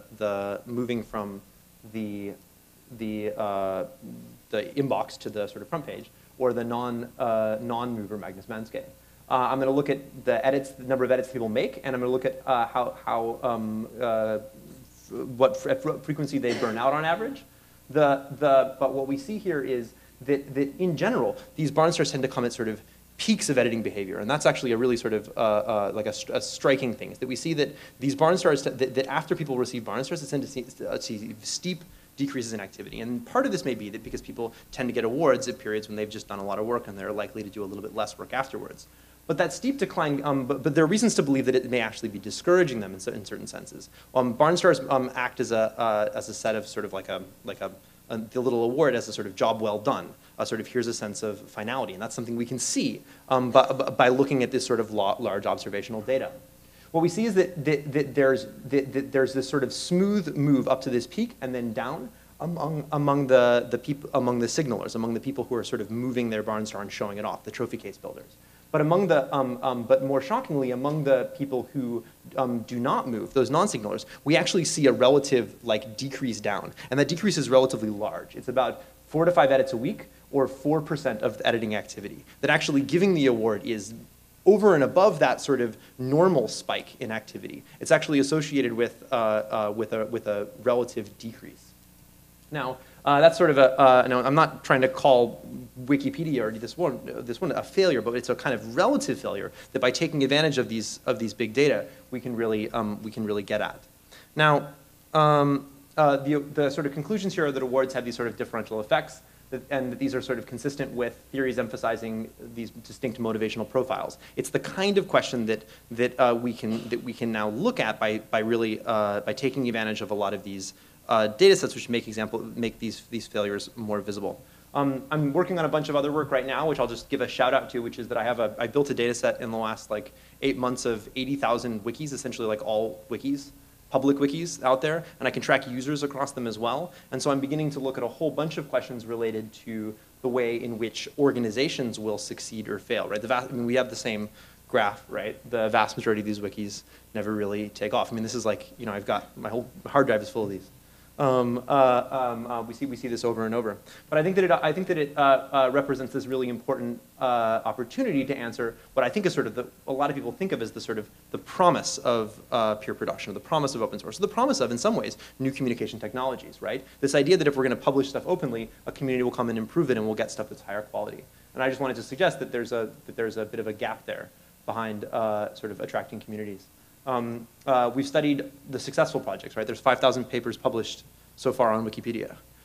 There are no papers other than one that I wrote published about all of the projects that online collaborative encyclopedia projects founded before Wikipedia, which failed.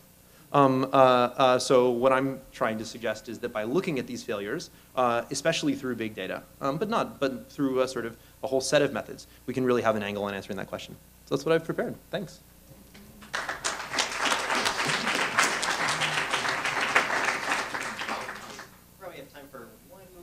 Question if anyone has one. All right, seeing none, we'll save it for the panel. Thank you. Cool. Next up is Benjamin Bratton. Okay. So as Ed said, I'm come to you from La Jolla, San Diego, where I run the Center for Design and Geopolitics at UC San Diego. My work is sort of a mix between social and cultural theory, philosophy, and technology and design. Partially it's philosophy about technology, but really I think more so it's about sort of design as a way to do philosophy by other means. The particular talk, which is based on just a few recent projects that I want to talk to you, is about the movement from, we think of it as a historical movement, from a preoccupation interest in war to security, from war to security, and from security to design and back again. From territory to populations to membranes and back again. Now, when we're talking about this sort of stuff, the person who's sort of difficult not to talk about then is Michel Foucault, who in some of his later works looked at the work of Clausewitz, of course, with his famous line, war is a continuation of politics by other means, and perhaps design as securitization we could think of then as war continued by other means. Now, eventually, of course, Foucault in his later lectures sort of abandons this Clausewitzian model and begins to look at more issues of pacification as a way of thinking about things. Now, he doesn't, of course, abandon this whole idea of war altogether and instead moves to a different concept which he calls security, securitization. in this sense, it's about, as we know, sort of disciplinary bodies, the militarization and the fixing of bodies in place, a disciplinary structure that would organize the bodies and locate them in a particular territory. And he thinks of this in at least a couple ways, one which he calls biopower and one sovereign power. Sovereign power was based, on the formula of to put to death or to let live, right? The Roman Empire in this way. Biopower's formula, on the other hand, is sort of the inverse of this, to make live, to cause something to live, or to let it die, in this version as well. And we're kind of interested in this, in the flip-flops between this. Biopower then is then to optimize a state of life by maximizing and extracting forces from it. And what it extracts then extracts these from aleatory events. Biopower has the power to guarantee life. It intervenes at the level at which these phenomena themselves are determined. So on the one hand, we have to sort of secure in place, to secure and prevent from a freedom of movement. On the other hand, to secure or to allow for a freedom of movement, to hold things in place, or to allow things to move around and to be secure into moving them around. So the dynamic, which we've heard in interesting ways, I think, throughout the sort of lectures today, is to think about security as a security from something bad or security for something good. And this question of mobility becomes more complicated the more we look at it. Now, later, more recently, Gilles Deleuze, in his now highly leveraged essay within philosophy called Postscripts on Societies of Control, observed that in contemporary cities and media, that there's a transformation in these disciplinary modes, and that the kinds of models that Foucault wrote about, the disciplinary structures, prisons and hospitals and schools and so forth, have given way to a different kind of a different modality of security, we could say, which Deleuze simply calls control. And these seek not to coerce inhabitants into governable mass envelopes, but rather are based on the possibility of anyone's actual movement, on the possibility of movements through open and closed spaces, cities, which are already governable at each particular interface point that someone might move through, each moment of passage, built up parametrically through instances of gateways and identity verifications and entertainment opportunities. So as opposed to fixing bodies in place, you don't need to fix them in place because as they move around, any interface point by which they might come in contact, you govern those in instead. And it's this flip in the, let's say, the topology of security that's of interest here. Now, Deleuze defines this mode of security through a kind of addiction, debt, mimicry tropes of borrowing directly from William Burroughs. And it has the effect of allowing perhaps a more kind of direct oscillation between two kinds of what you call striating and smoothing as different kinds of technologies of social and spatial systemization. And in this, that dichotomy between securing in place versus securing in motion becomes blurred, or at least in interesting ways, kind of reversible. So the surfaces of the city are, in their way, responsive environments, interactive architectures, which ATM pins, key cards, parking permits, admissions to entertainment zones, personalized recommendations from others who've purchased items, social network transparency, GPS monitoring of parolees, etc. Now, for some of these, we could say that there is no, this Foucault's gate. This gate doesn't exist because there is no outside. There's no outside to escape to, because the interfaces are a way, kind of a field in which we are inevitably located. And for others who know who they are, that they are not allowed in the generalized gate community of electronic universe because there is, on the other hand, say, only an outside. And it's this flip between the inside that becomes an outside, the outside that becomes an inside, that's of particular interest to us. So we could say that then where Foucault's kinds of enclosures are molds, control operates more in a process of modulation, a self-deforming cast that would continuously change from one moment to another, like a sieve whose mesh would transmute from point to point in which lays over soft, focused phase transitions of activities without distinct beginning or end. Techniques of identity are externalized into codes and passwords, overcrowding the mass individual dynamic, whereby each individual is a digital sample and a plurality of market conditions, patterns, and predictive models. Now, what I'd like to suggest then is we want to take this rotation from this Foucauldian model of fixing bodies in place to the Deleuzian model of a field of interfaces that controls by predictive modulation a step further. And to think about the future of security, it may be best to think about its past a little bit, the deep past of security. One way of this, of course, I think, is to think about food, agriculture. Food security was, according to most sort of political scientists, was the origin of the archaic state, the movement from hunter-gatherer society into locatable, grounded areas by which there was some sort of sovereign authority, was based on the premise, it was based on the ability of making the security that was making the world digestible, about regularizing the potential ingestion of the world itself, and constructing some kind of sovereignty, territorial sovereignty, judicial sovereignty, in the image of that regularity, securing food. So we can think how Michael Mann, for example, locates the emergence of the archaic autochthonous state as geographical governance in this emergence of systematic agriculture and the novel guarantee of food that its operations can guarantee for a sedentary population willing to trade mobility for security, adjacent to alluvial fields. The state is then not only an expression of kinship, but a mechanism integral to how bodies regularly internalize organic matter of the world into their bodies and metabolize it into the energies of bios.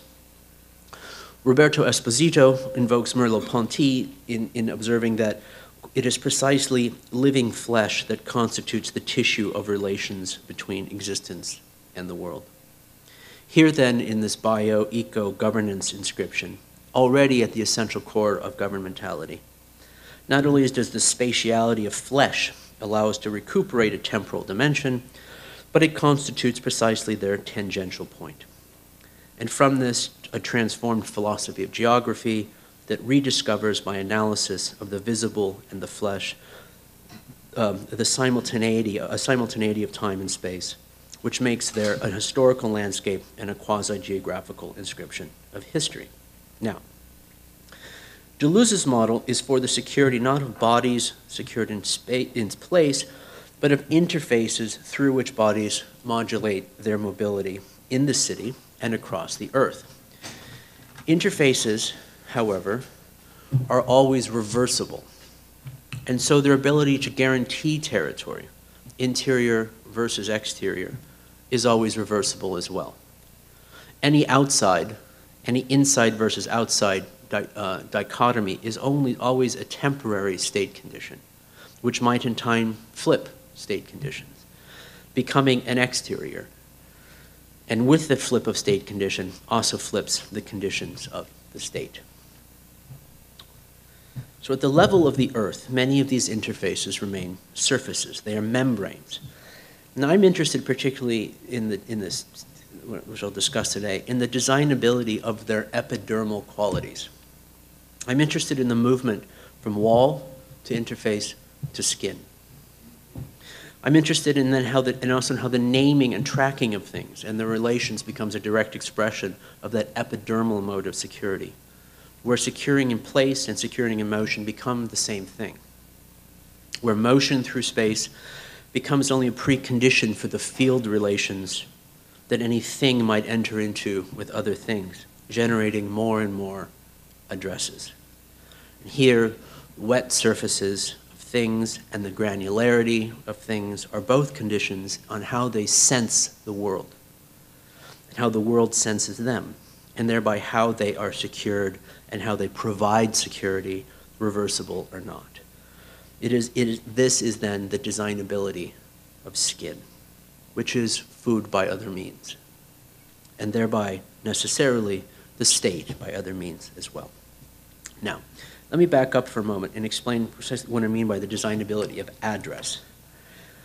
I mean this both in the everyday sense of the postal address assigned by the state, which prints stamps, writes cities in a hierarchical order of streets and zones, guarantees the interoperability of transnational object distribution, issues passports, which do the same for people, and which secures the territorialization of things in motion as a function of power. This is the occult logic of the post, as we see in Thomas Pynchon's Crying of Lot 49, for example.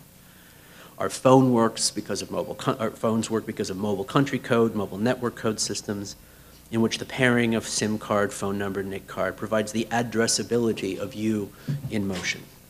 UPC barcodes addresses ensure that our sugar packets show up and so forth. Now, internet addresses, of course. Now, we're all sort of understand one way or another that we've run out of internet addresses. What do we mean by that? Well, IPv4 addresses is what we've run out of. And it's not that they're all being used, but that they've all been allocated to for distribution. This is a map we made of the allocation of IPv4 space as it currently exists. And all the IPv4 addresses are, for the most part, controlled and distributed by 5 RIRs, regional internet registries. ARIN controls North America, RIPE, Europe, APNIC in Asia, and so forth and so on. And then there's this area up here on the top left, which, as you can see, is these are all blocks of 16 million addresses, which are from IBM, lots of Department of Defense, MIT, DuPont, Halliburton, the Post Office, and that guy, which is ostensibly used for internet radio, though it's pretty well understood that that's actually darknet. Now, one of the solutions to this scarcity issue of IPv4 addresses is IPv6. IPv6 is a 128-bit address string. So when would IPv6 run out? Well, if you were to divide the 128-bit string of IPv6, of 128-bit string of IPv6 addresses, and you divide that by the roughly 7 billion people, each of us would theoretically have an allocation of something in the order of 10 to the 23 addresses per person. Now, this is an incomprehensible number for the most part. It's roughly equal to the number of known stars or to the number of grains of sand on Earth. However, it must be said smaller than the number of books in Borges's Library of Babel. If you were to try to assign an address to 10 to the 23 things over the course of your life, you would have to work down to the scale of individual molecules, numbering things at a scale below natural perception. Addresses for individual letters in books, hairs on heads, blood cells, specks of dust. So I was interested in experimenting with the fine granularity of this implied by this system, trying to get a picture of it so that it might be more understandable, at least to me. So in collaboration with the Nano 3 lab, which is based at Cal IT2, which is where my center is based, we wrote a single IPv6 address with the electron lithography beam into a silicon wafer and photographed it with the scanning electron microscope, as you see here. The address in this picture is about 10 micrometers in width, which is about, and the lines that make the numbers and letter hairs is about 50 nanometers in thickness. So the width of this address is roughly the size of a red blood cell, to get a sense of where the granularity might go. How you get the address on the blood cell, that's part 2. We'll have to deal with that a little bit later. Another project we're working on was one of our graduate students, and Sam Cronick. Sam Cronick is interested in the biopolitics of food as logistics and the standardization of form as a kind of governmental sublime and the procedural grace of linearized assemblage. This machine assigns IPv6 addresses to individual grains of rice. Once the rice is loaded into the machine, it passes along a conveyor belt and under a camera. Using computer vision techniques, each grain is identified, photographed, and assigned a unique address within the hierarchy corresponding to its variety and place of origin. Each processed grain is then routed through the public internet, providing information about itself when the address is typed into a standard web browser. So our conversation earlier about hacking the supply chain becomes a bit more specific now. But in this nano-objectivity, this is really only part of the story, and it interests me. So the question of deep addressability for me is as much to do with it would allow for the identification of things at the scale, but not only of things with mass, but also of perhaps more importantly, of relations between things. Each letter, each letter on in the ink on the paper that I'm reading here could have an address. But the immaterial, massless fact that I am the one doing the reading, this relation, could also have an address. So these immaterial relations between two things, it and you, could be addressed as well. There's then both a graph theory and a set theory problem at work here. I can address a discrete thing, and as an abstract, reverberating envelope of relations around it that could extend into infinity. So to extend Heidegger's notion of the fourfold, the bottle of wine could have an address, but so could each of the worldly, earthly processes that combine together to result in its particular thingness. So not just addressable nouns, but addressable verbs as well. Events.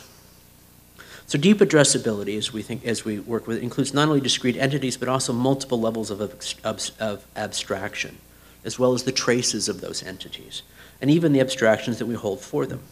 So I could never exhaust 10 to the 23 addresses for physical things, but I could easily exhaust that many relations of relations of relations of relations in an instant if we were to extend relationality all the way down into the abyss. So put another way, the exhaustion of any full allocation of IP66 exists somewhere between never and instantaneously. The architecture of that middle is the design brief. So for me, the phrase, the Internet of Things, implies a network of physical objects, so I prefer the more esoteric-sounding Internet of Hexieties, which would include objects but also concepts and memes addressable at the same level, but at multiple scales through the same system. Scales which blur, what seems solid becomes fuzzy, and inevitably we see that any apparently solid state is really only a temporary state of resolution. Now, things in the world always communicate and exchange information, right? DNA, RNA, hair follicles disturbed by sound waves. Sunlight exchanges information with celluloid film. Things inform one another in specific ways. And this is what Michel Serres calls communication. So I see ubiquitous computing as not just a new logistics, but a new literature. Massively addressable spaces is not only a way to map and describe the world, it's a creative medium in its own right. It's not only the way to describe things, to give them a discrete number, but ultimately a way to compose and create lines of connection and association and allegory and metaphor. Deep addressability is an authoring medium, not just a way to map the world, but to compose it. Okay, to skin. From interfaces to surfaces to skin as paradigms of security. Let me speak more specifically to this notion of skin, which I mean both in the everyday sense of both your dermis and epidermis, and as a kind of abstract condition of sensate surfaces. And the movements back and forth from the wall to the interface of the skins, as we say, as the paradigms of securitization. Again, instead of enveloping bodies and holding them in place, Foucault's model, or tracing their careers through cities reimagined as gateways, as much for the quasi-military supervision on the one hand and the monetization of ambulation, the cognitive capitalist urbanism on the other, skin works in a somewhat different way. Skin is more than an envelope. Our skin is a sensory organ, as much as our eyes and ears. Cinema prostheticized sight into cinema, and audition was prostheticized into recorded sound. Friedrich Kittler noted that in this prostheticization of our senses, we became able to comprehend them in a way that wasn't possible. Only through the prostheticization does the sense become understandable. So skin as a sensory organ is redesigned by clothing, which augments its performance, but newer technologies, particularly nanotechnology, suggest that we might imagine the redesignability of skin in new ways, new skins that do new things. that sense the world in different ways, that are secure and insecure in the world in different ways. Sloterdijk, Peter Sloterdijk, the philosopher, has developed his own sort of theory of skin and spheres, to some extent parallel to what we're talking about here, but in many ways very different. Now, since we're talking about a security conference, we will talk with the question is the ways in which we understand the weaponization of skin. Camouflage is a way in which that nature weaponizes skin, both by making predators able in the arms race, the visual arms race of predator and prey, in the way in which skin and environment operationalize into each other. But the mobilization of this weaponization of skin as a communication strategy also has taken on a number of other kinds of remarkable accomplishments. There's a lot was made a couple weeks ago. These fellows at Stanford who indicate that the communication system of ants is based, they believe it's sort of strangely similar to the TCP/IP protocol, and coined the now permanent term, which you'll never forget, the Internet. The stigmergic technologies of the ant, by which they secrete information, in the ways in which the skin of the next ant is able to pick up that information. The architecture of the ant as megaorganism, as it's distributed across the landscape, is an epidermal technology, an unfolding of this. And I'm just going to quickly go over this from the time. We have our own sort of versions of the Internet. There's a project that we were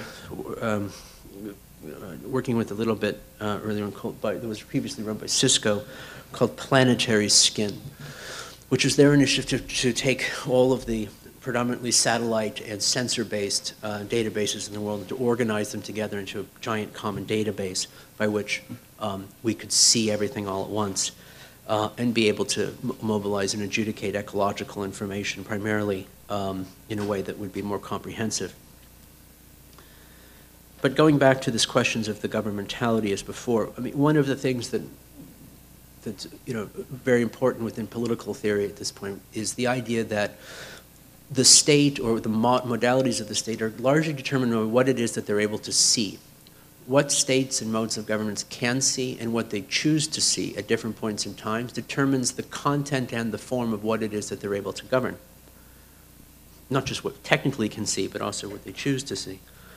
So part of the questions that's raised by this, of this modeling of the planet itself as a kind of vast epidermal domain that can be modeled and surveilled in this way, is to what extent does it extend our understandings of jurisdictionality, particular modes of jurisdiction, and to what extent does it augment or confiscate or perforate or multiply those jurisdictions in ways in which we're not quite understand. And that is, to what extent does this prostheticized governance and surveillance as we understand it, and versus to what extent it innovates and invents it in a different kind of way.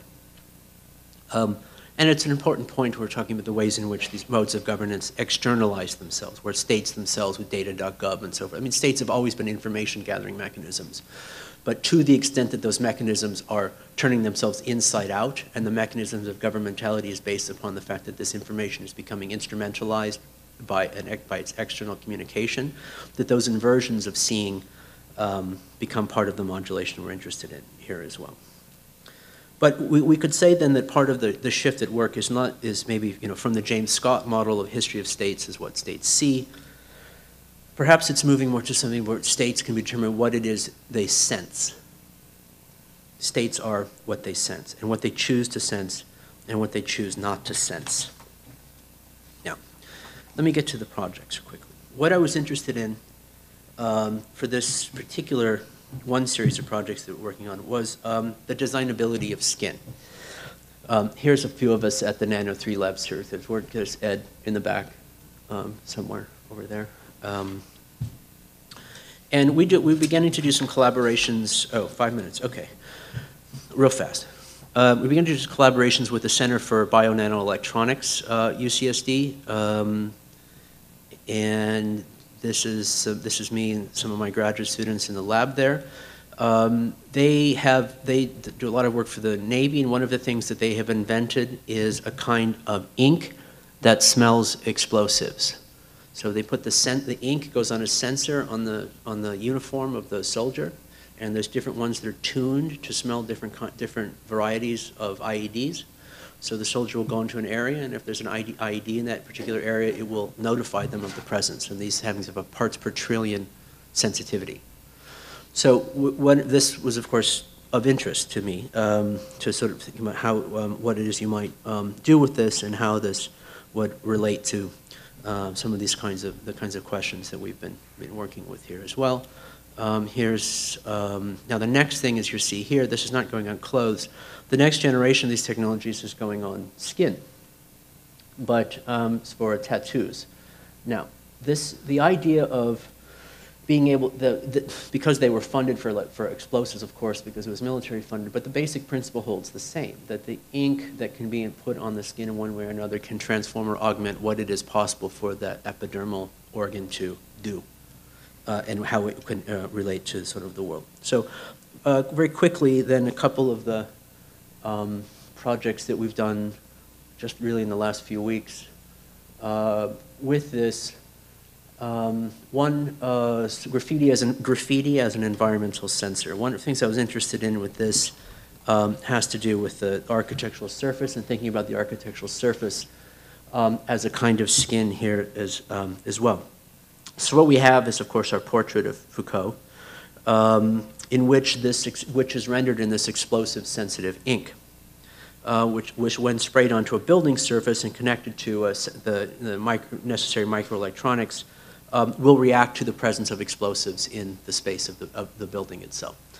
So whereas modern panoptic systems, surveillance systems, are hidden and camouflaged by the surveilled, here the gaze is present but unseen because it's right there in front of you. In this.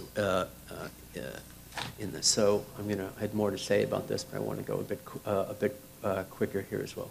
But this is the bomb-smelling sensor, as you see here. Okay, the next one that we did, and this project really came out of, there was a few weeks ago, it seemed like every day would go by, there was a new shooting in Colorado and Pennsylvania and all the rest of this. At some point in a situation not unlike perhaps this one here today, in the crowd, somebody decides they've had enough and they pull out a gun and they shoot everybody. So I hope no one had to do that here as now. But what I was sort of interested in this was the way in which the crowd and the accumulated opacity of the crowd allowed for the relative anonymity of the shooter.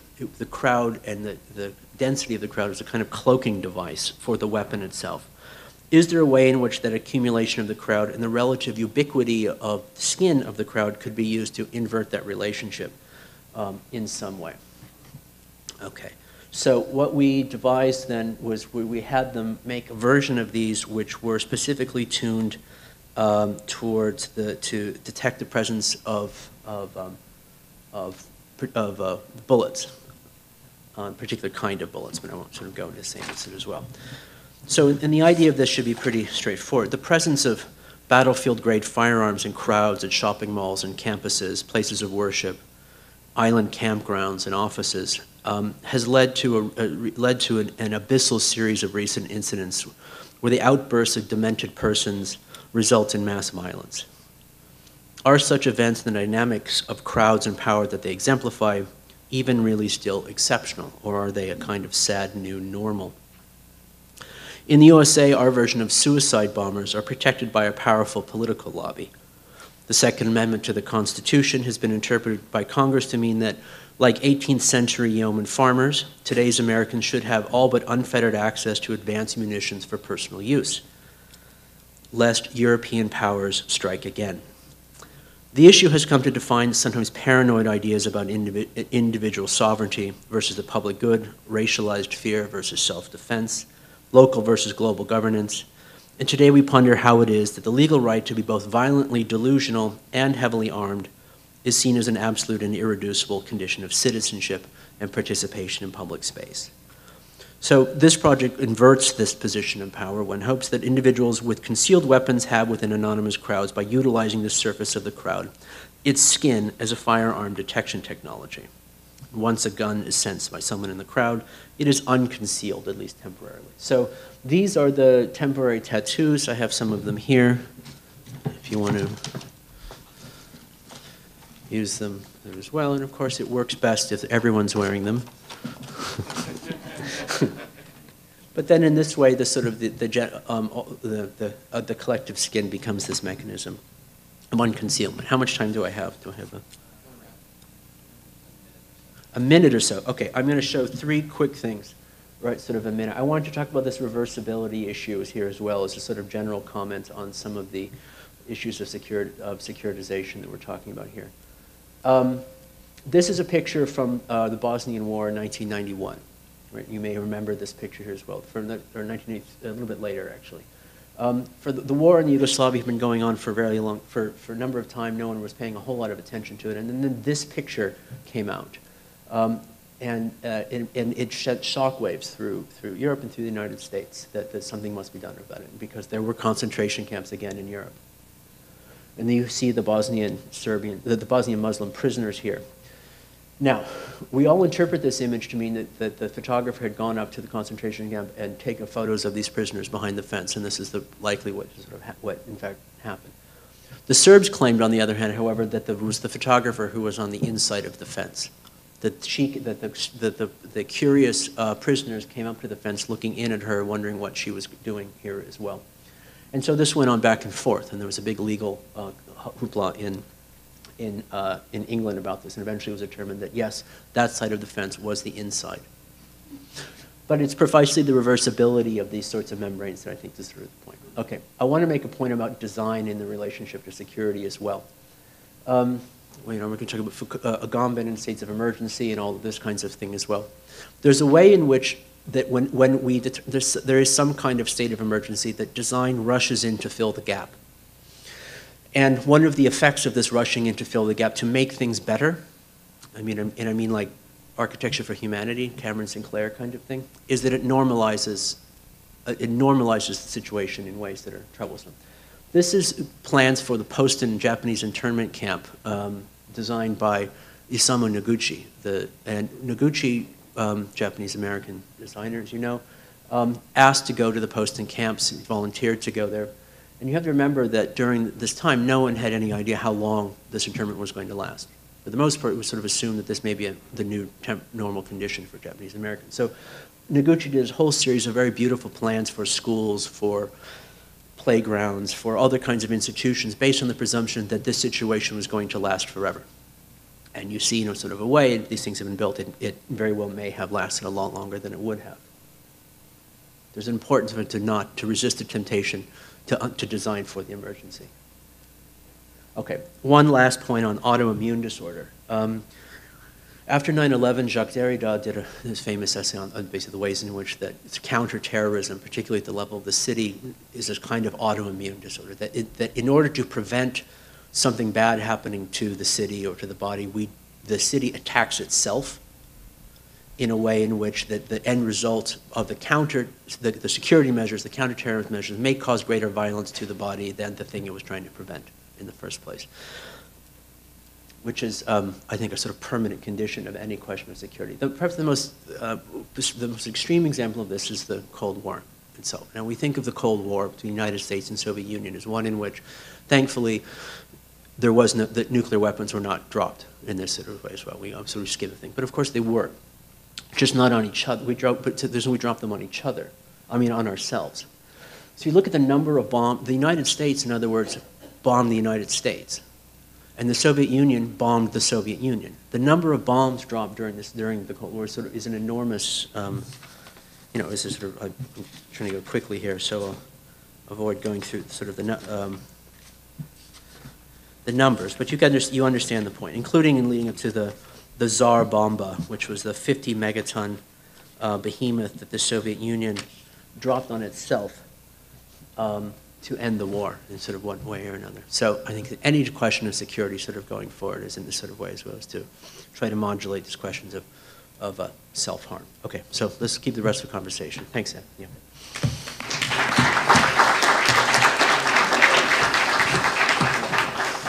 All right, I think in the interest of time, we're just going to, if you want to quickly grab a drink or use the restroom, we're going to just jump right into the panel so that all the speakers for the second session have time to answer your questions.